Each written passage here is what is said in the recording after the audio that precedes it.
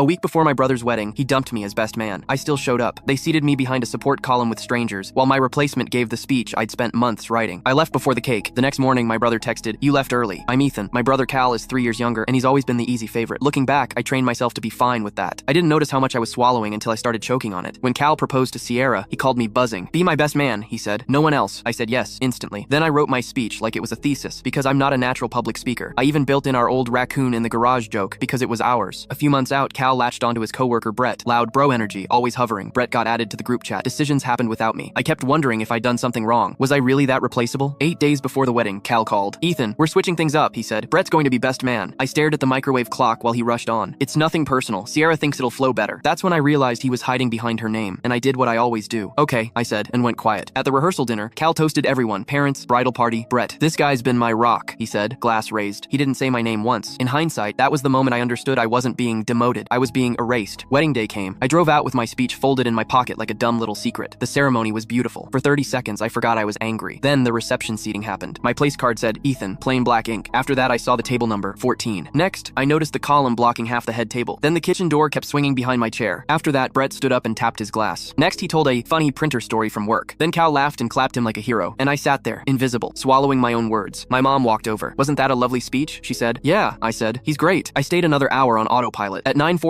before the cake, I set my napkin down and walked out through the kitchen because it was right there. Outside, the parking lot smelled like pine and exhaust. I sat in my car, unfolded my speech under the dome light, and read it once. It was good. Nobody was ever going to hear it. The next morning, Cal texted, "You left early." "No. Are you okay?" "No. I'm sorry. Just attendance taken." I didn't answer, and for weeks, everything felt muted. A month later, my best friend Maya showed up with Thai food. "You sound like a deflated balloon," she said. "What happened?" When I told her, she didn't coddle me. "Stop letting them treat you like furniture," she said. That sentence kept echoing. So I rebuilt. I pushed at work and started therapy. I ran when my brain wouldn't shut up. I stopped replying to texts that acted like nothing happened. I met Tess, who fought me for the last blueberry muffin and actually listened. "You're not at table 14 anymore," she said. 6 months after the wedding, Cal called. Brett had been fired for cooking numbers, and Cal finally sounded scared. He wanted to talk. We met at a diner with sticky menus and coffee that tasted like burned pennies. Old me would have smoothed it over. New me didn't. "It wasn't one day," I told him. "It was 32 years of one day." I told him about the speech, the column, table 14. He just stared, like someone finally turned on the lights. I told him what I wanted. "Tell mom and dad the truth," I said, "and stop treating me like an accessory." A couple months later, my parents asked for dinner. Cal and Sierra apologized. Awkward, real, not pretty. My mom admitted they'd made me the easy one because it was convenient. My dad, quiet as always, said, "You deserved better." I didn't feel fixed. I just felt seen. On the porch after, Cal swallowed and said, "I found your speech." I cried reading it. Of course he did. He got the speech after he took the stage away. "Maybe someday you'll read it to me," he asked. "Maybe," I said, "when I'm ready." I still have that speech, coffee stained in my desk drawer. I wrote it with love, and I get to decide where that love goes now. I spent years being the guy nobody looked at. I'm not sitting at table 14 anymore, and I'm not going back.